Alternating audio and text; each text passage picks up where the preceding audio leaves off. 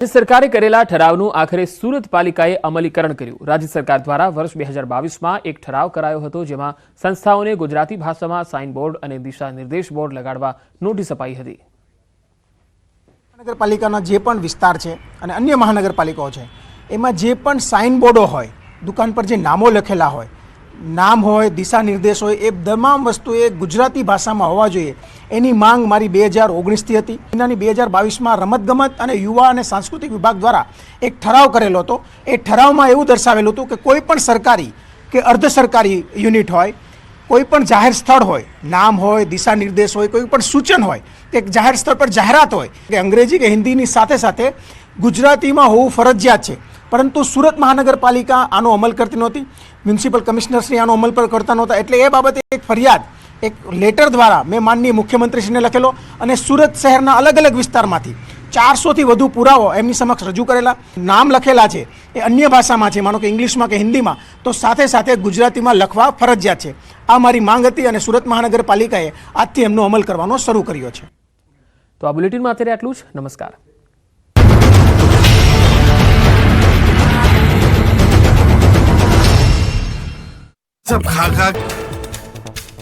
યાત્રાધામ દ્વારકામાં ધોળા દિવસે બાઇકની ચોરી, સમગ્ર ઘટના સીસીટીવી કેમેરામાં કેદ।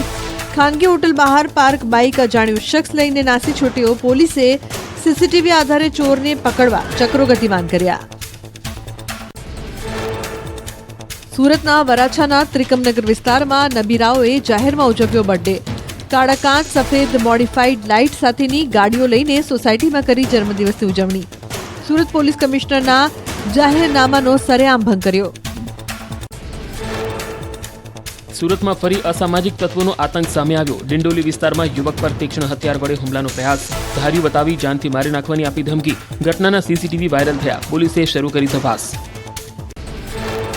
અમરેલી સાવરકુંડલાના હિન્દુ સંગઠનોમાં ભારે રોષ। રિદ્ધિ સિદ્ધિ ચોકમાં મોટી સંખ્યામાં લોકો એકત્ર થયા। ભાજપ નેતા પર હુમલાના ઘેરા પ્રત્યાઘાત। સાવરકુંડલાના શહેરની મોટાભાગની બજારો બંધ। શહેરમાં ચુસ્ત પોલીસ બંદોબસ્ત ગોઠવાયો। સાવરકુંડલામાં ભાજપ મહામંત્રી પર હુમલો કરનારા 4 આરોપી સકંજામાં। પોલીસે 4 વિધર્મીની કરી ધરપકડ। હજુ એક આરોપી પોલીસ પકડથી દૂર। શાંતિ જાળવવા પોલીસની લોકોને અપીલ। ઉત્તરાખંડના જ્વાલાપુરમાં જંગલી હાથીએ વાહનોની રફતાર થોભાવી। બહરાત બાદ વિસ્તારમાં જંગલી હાથી આવી ચડતા લોકોમાં અફરાતફરી અને ભયનો માહોલ સર્જાયો। સદનસીબે હાથીએ કોઈ પર હુમલો ન કરતા લોકોએ રાહતનો શ્વાસ લીધો। ગાંધીનગર બાદ મહીસાગરમાં પણ બીઝેડ ગ્રુપની ઓફિસ સામે આવી। લુણાવાડામાં મોડાસા રોડ પર 2 વર્ષથી કાર્યરત છે બીઝેડ ગ્રુપની ઓફિસ। 4-5 દિવસથી ઓફિસ પર જોવા મળ્યા તાળા। બીઝેડ ગ્રુપ કાંડમાં ધરપકડ કરાયેલા એજન્ટનો ફોટો આવ્યો સામે। એજન્ટ મયુર દરજીને ભૂપેન્દ્રસિંહે કાર ગિફ્ટમાં આપી હોવાનું ખુલ્યું। ફોર્ચ્યુનર કારની ખરીદી સમયનો ફોટો મળ્યો। ધારાસભ્ય ધવલસિંહ ઝાલાનો આરોપી સાથેનો વધુ એક ફોટો સામે આવ્યો। સોશિયલ મીડિયામાં સામે આવ્યા ફોટા। બીઝેડ ગ્રુપ કાંડના આરોપી મયુર દરજી સાથે ફોટો વાયરલ। મયુર દરજીની સીઆઈડી ક્રાઇમે કરી ધરપકડ। મહાઠગ ભૂપેન્દ્ર ઝાલા અંગે સૌથી મોટો ખુલાસો। ખુદ ધારાસભ્ય કરી રહ્યા છે મહાઠગનું માર્કેટિંગ। બાયડના એમએલએ ધવલસિંહ ઝાલાએ પોન્જી સ્કીમનું કર્યું હતું માર્કેટિંગ। બીઝેડ ગ્રુપ એજ્યુકેશન કેમ્પસના લોકાર્પણ સમયનો વિડીયો સામે આવ્યો। એમએલએ ધવલ ઝાલાએ જણાવ્યું હતું કે 1ના 2 અને 2ના 4 કઈ રીતે કરવા તે મિત્ર ભૂપેન્દ્રસિંહને સારું આવડે છે। કોઈએ ચિંતા કરવાની જરૂર નથી। બીઝેડ ગ્રુપનું ભોપાળું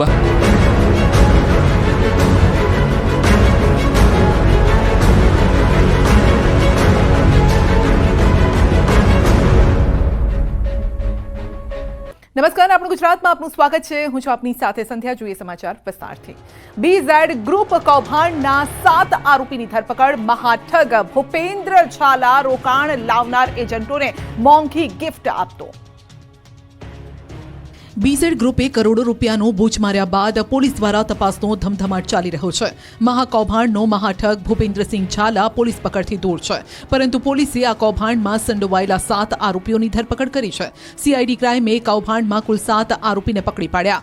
4 એજન્ટ અને સ્ટાફના લોકોને પકડ્યા છે। સીઆઈડી ક્રાઇમે વિશાલ ઝાલા, ગણપત, સંજય પરમાર, રણવીર મકવાણા, અંકિતની ધરપકડ કરી છે। આ તમામ આરોપીઓને કોર્ટમાં રજૂ કરાયા। ગઈકાલે પોલીસે એક આરોપી મયુર દરજીને દબોચી લીધો। તો વૈભવી કારો જપ્ત કરવાની કામગીરી પણ શરૂ કરાઈ છે. આ મામલે વધુ ચોંકાવનારો ખુલાસો થયો છે.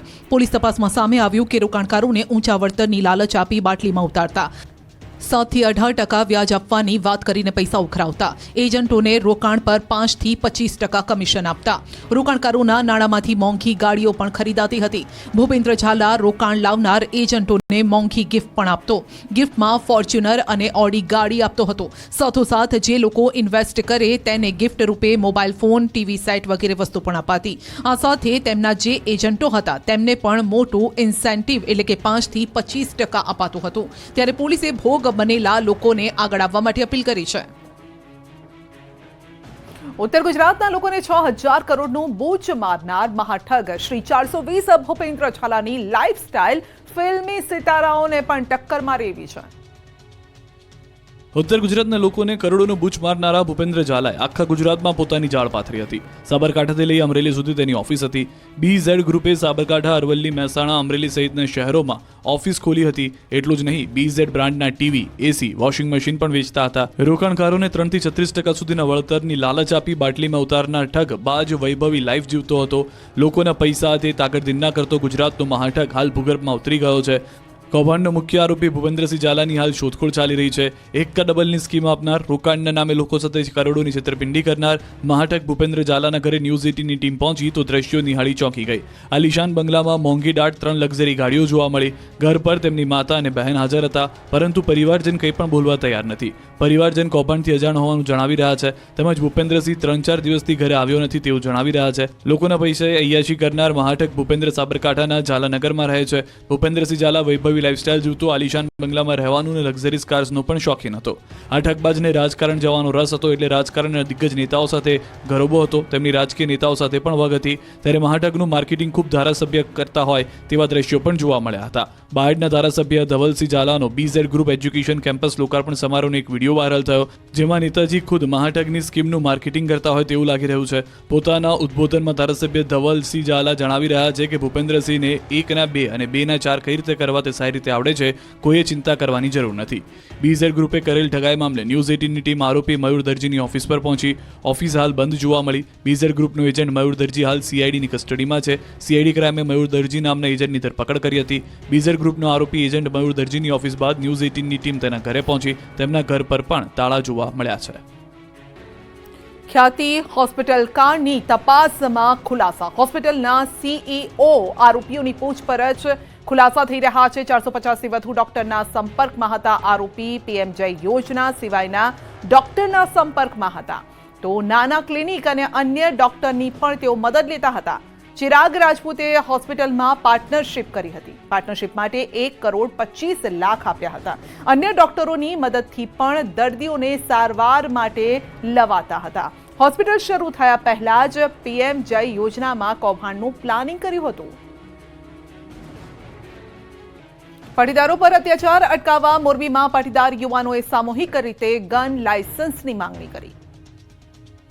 મોરબીનો પાટીદાર સમાજ ઔદ્યોગિક, ધંધાકીય અને શૈક્ષણિક રીતે સમૃદ્ધ થઈ રહ્યો છે, પરંતુ હમણાંથી પાટીદાર યુવાનો ઉપર યેનકેન પ્રકારે દબાવ કરી ધમકાવીને અત્યાચારનો બનાવો વધી રહ્યા છે. તેથી આ અત્યાચાર રોકવા સ્વરક્ષણ મેળવવું જરૂરી છે. આ હેતુથી પાટીદાર યુવા સેવા સંઘની રચના કરવામાં આવી. આ સંગઠન હેઠળ પાટીદાર યુવાનો કલેક્ટર સમક્ષ સ્વરક્ષણ માટે હથિયારનું લાયસન્સ માંગ્યું. મોરબીમાં પાટીદાર યુવકોની સામૂહિક રીતે ગન લાયસન્સની માંગણી કરી. મોટી સંખ્યામાં પાટીદાર સમાજના યુવકો કલેક્ટર કચેરી એકત્ર થયા અને સામૂહિક રીતે ફોર્મ ભર્યા, તેમજ કલેક્ટરને આવેદનપત્ર આપીને રજૂઆત કરી. સમાજના યુવકો સાથે અન્યાય ન થાય તે માટે પાટીદાર સમાજના યુવકોએ શ્રી પાટીદાર યુવા સેવા સંઘની રચના કરી છે.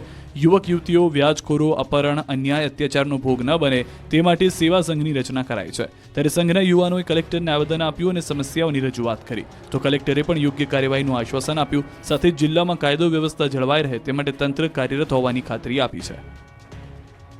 ગોળીબાજ શિક્ષકોની ખેર નથી. સુરતના પરદેશી સરકારી આચાર્ય સંજય પટેલને કરાશે સસ્પેન્ડ. સુરત મહાનગરપાલિકા સંચાલિત નગર પ્રાથમિક શિક્ષણ સમિતિની સ્કૂલોમાં